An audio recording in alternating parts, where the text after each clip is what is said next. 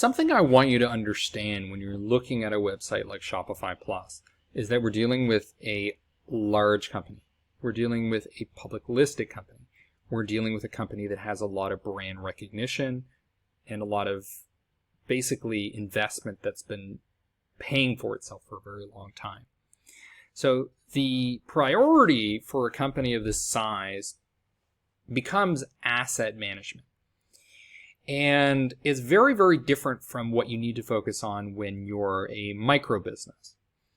Because asset management matters when you have assets. When you have something to lose, you become more risk averse, and the emphasis of your marketing becomes more about protecting what you have rather than necessarily about gaining something. And I want to go a little more into detail on this point. So when you're a tiny business, you have nothing to lose. Your focus is just generating money.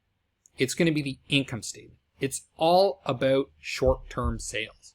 Because if you don't generate sales, if you don't get those low-hanging fruit, you may not exist next year. So that's where your focus is.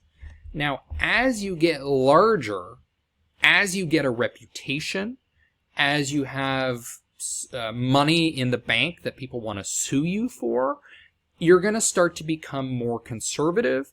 You're going to start focusing less on short-term salesy type of marketing, and you're going to become a little more focused on the balance sheet, a little more focused on how do we build our investments, how do we extract more value out of the assets that we've built up and invested in over time. So that balance sheet mentality translates most obviously, in the case of Shopify Plus, to their brand. They have an incredible brand that they want to protect, so they're going to invest a lot of their marketing in talking about the brand, building the consistency of the brand message, making sure the brand tone is the same throughout, making sure they have a strong identity. Now, what you won't see with small businesses is a strong emphasis on that branding and that brand reputation. The reason is because they need to be more salesy oriented. And often that translates to things that are a little more about short-term demand generation, less about how do we build our long-term reputation. So let's look at some specifics about where they're investing a lot of time in this. Now, often what we see with small businesses is they spend too much time on branding. And often it's bad because when you're tiny, you need to be more agile, and your brand position may shift very abruptly, but you've wasted and invested a lot of time. So in the case of Shopify Plus, though, they're not in that mentality. The mentality is we have a brand. This is what we stand for. We want to make that message loud and clear. And what is that brand? It's very playful. And the way that you find out what your brand is like is you look at the brand guide. So a company of Shopify Plus' size is going to have a guide. It might just be a Google Doc. It might be a PDF. And it's going to say, here's the kind of language that we use. Here's the kind of imagery. Here's what Shopify Plus, the brand personality, is like. And in this case, it's playful. And we can see some very specific, colorful examples of this. Your online brand alive and kicking ass. And ass here has dollar signs in the S's. Now, you don't typically see that kind of thing with business-to-business content marketing, but you also don't see great branding with business-to-business marketing in general. Shopify Plus, on the other hand, does a great job with branding, and that's why they're doing a great job of content strategy here. More than just a pretty face. So they're using kind of this witty language.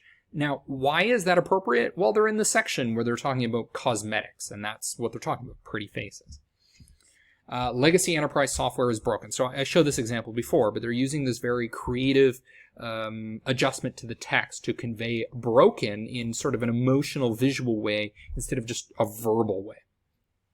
And then you can see in this headline, you're big, so are we, bring it. Okay, they're using this colloquialism from a popular American film. One of the conclusions that I want you to draw from looking at a website that's excellent at brand communication is that colloquialisms and emotional appeal that includes dramatization is effective in business to business. Your language does not need to be academic. It does not need to be formal. It should be conversational, and conversational language often uses metaphors, it uses exaggerations, and it uses sort of a casual tone of voice.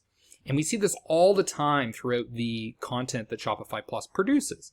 An army behind you. So it's not, oh, we have X number of customer success agents. We have, it's not a lot of that specifics. It's let's communicate emotionally what we're trying to get across. We have an army to support you. Okay. Don't worry.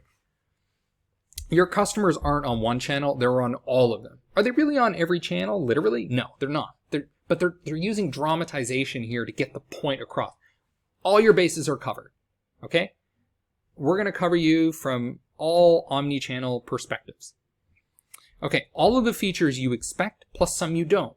So not only are we going to give you what you want, we're also going to add value by providing you the things that you don't even know you need yet. So we're a trusted partner.